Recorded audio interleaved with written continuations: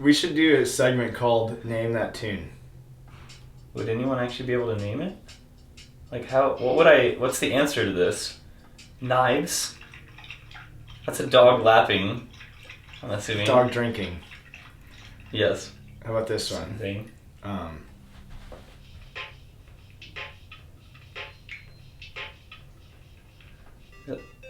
Oh, that's like That's called 8-bit or whatever the Yeah. Nintendo sound Yeah. is. This is what we're about. Oh yeah.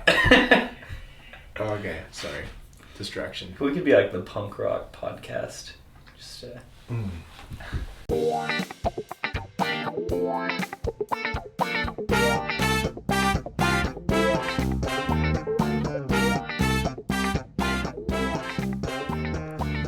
All right, everybody.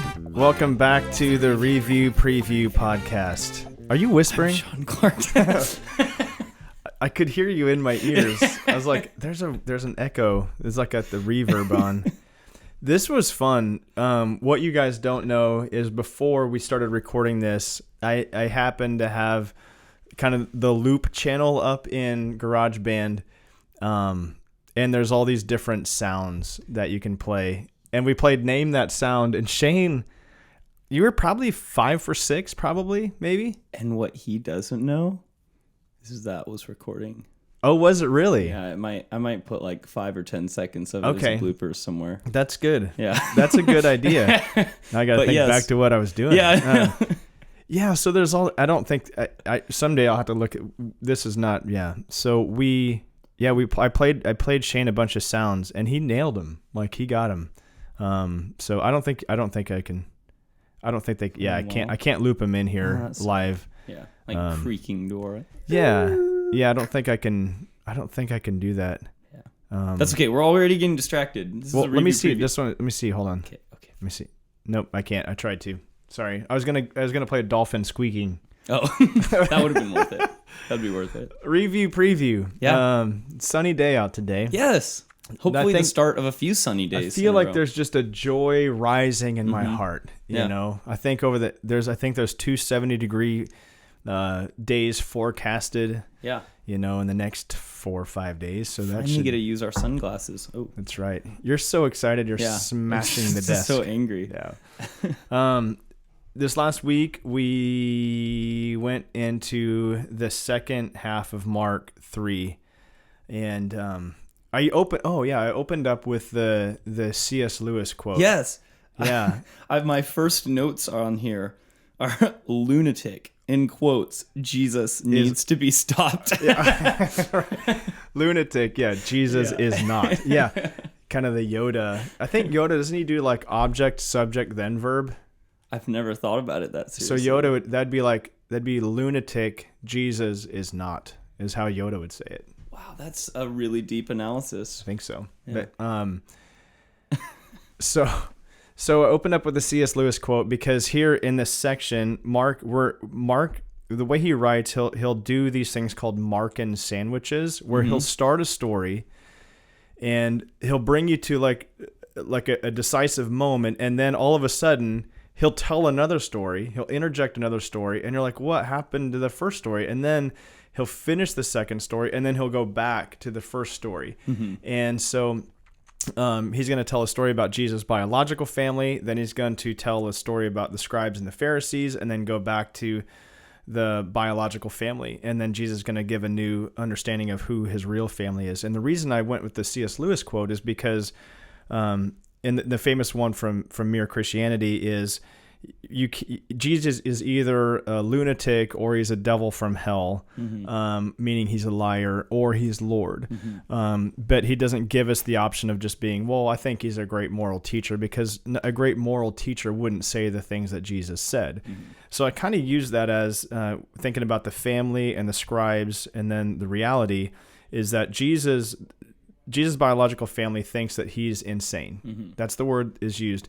They think he's a lunatic and he needs to be stopped. The Pharisees think that he's a liar, right? They're like, he can't be the son of God. He's empowered by Satan, you know? So the way they try to stop him is by spreading lies about him. And then the culmination of it is, no, he's actually the Lord. And you see this picture of his real family, his spiritual family, encircling him, sitting at his feet, taking it all in. So for me, I just summarized the whole message right there. Yeah. So no We're more. done. Yeah. Yeah, no.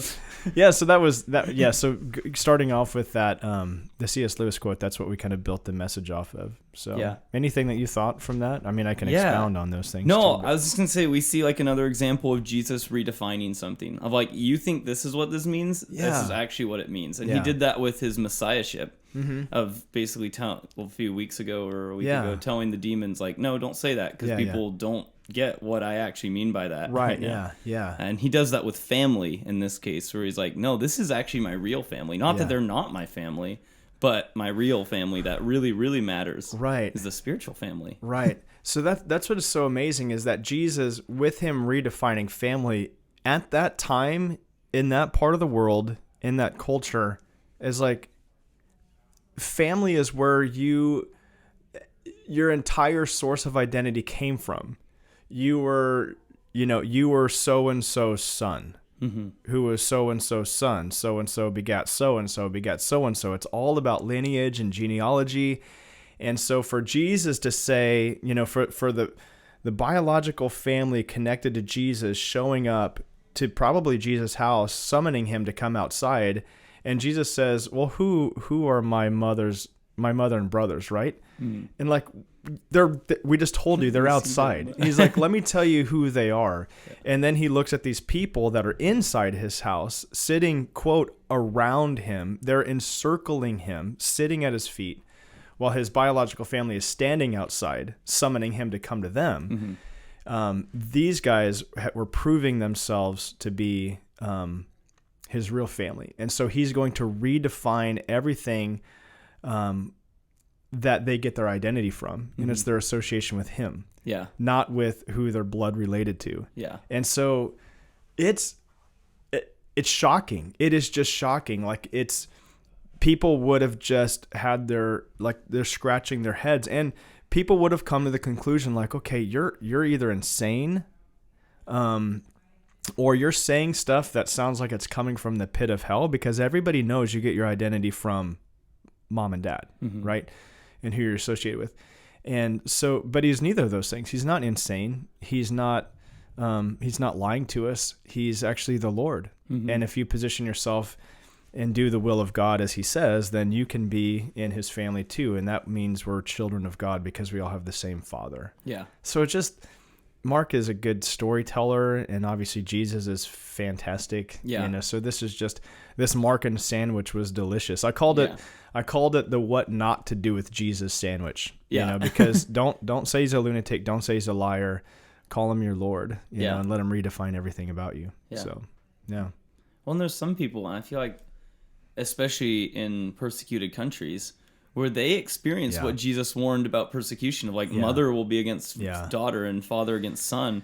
And it's like your spiritual family becomes actually more supportive and more caring of you than your biological family does. And I debated on whether or not I'd get into that aspect of it, because that association with Jesus is extremely costly then. That's where I think you count the cost there, because these are in the first century especially, but then even in the modern era right now, depending on what country you're in, if you associate yourself with Jesus, that means you are disassociated from the family of origin to your demise. And it's very costly. Yeah. So although these people are, I don't want to paint just the surreal picture of just, everything is kumbaya in Jesus' house and he's in the circle. It's like, these people, they put it all on the line to follow him and associate themselves with him.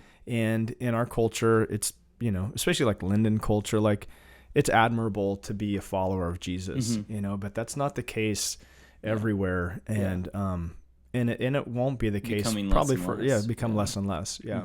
So, So that was the message in a nutshell. It was fun too to kind of incorporate bringing in a few new members. So shout out to the Coy family, Jordan and Anna, and your 3 little kids, and then Tracy and Josh. We brought them in because we talked about the church is a place to belong and then to belong for eternity. And so we were going to bring them into membership, and it just kind of fit. We shoehorned it right in the message, and it felt like it flowed pretty well. Yeah. So it was kind of cool. So welcome. I don't know if you guys listen to the podcast or even know if the podcast is existing, but so thanks for going all in on being intentionally discipled and discipling others here at FCC. So it was a good message. So that was review. Some easily practical stuff, a little theological stuff there with the what is the unforgivable sin and stuff like that. Oh yes, yeah. We did that little bit there because I think those are like those are verses that can cause terror, and whether we feel like we have committed the quote unquote culturally pop culture says unpardonable sin, Scripture says it's guilty of an eternal sin. Or if a family member or loved one we know, and here's the thing is in Matthew 3:28, I think it's verse 28 where Jesus says all sins can be forgiven. Like it's just a matter of will they be. Yeah.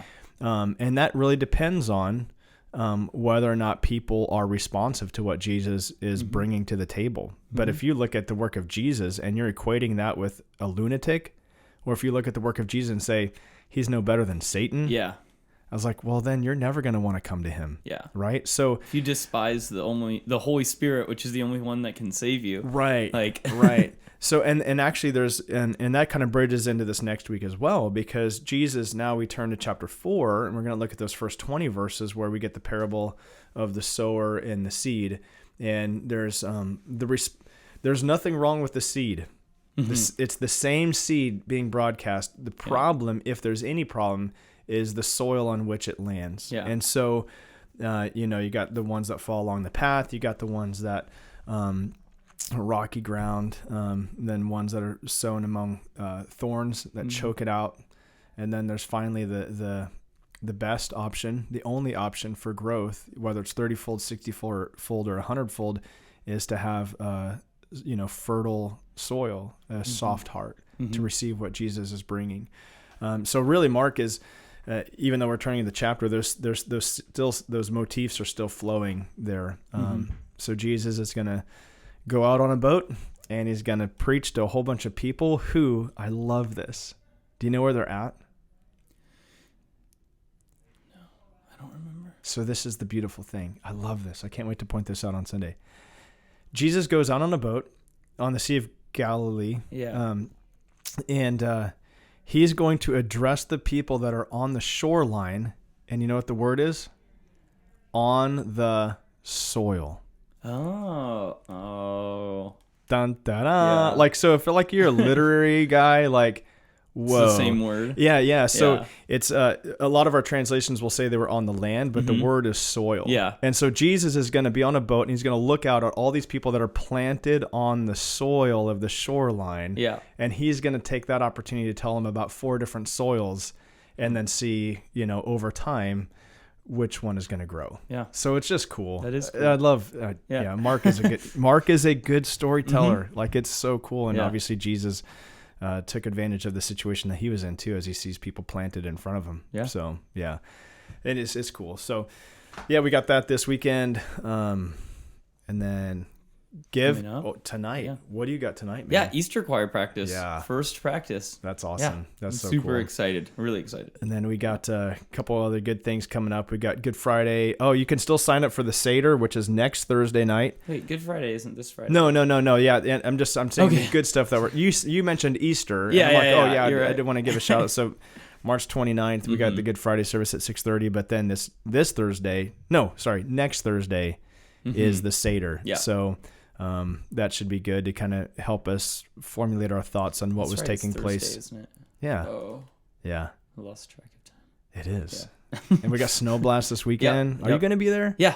I'm going up. It's finally warm, and then we're going up to the mountain, which you're not going up to the mountain, right? I'm not, man. Yeah. I'm just going to go sing my little heart out and then probably do lawn work or something. Yeah. You know what I mean? Got to get outside and, do something with the soil. Yeah. So anyway, we will see you guys all. We should try to figure out I need to figure out how I can play sound live, because I think that'd be a fun addition to review preview. to see if you can guess the sound. That would be fun. Wouldn't that be fun? Have a special edition or a special time. I know. We should. Guess the sounds. Hold on. Yeah. See, I can't add a new track. Can you just like let me play see. it from there?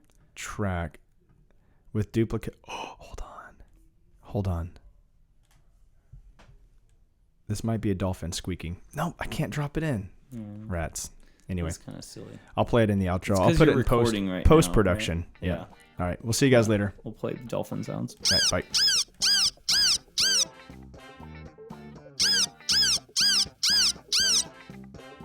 Bye.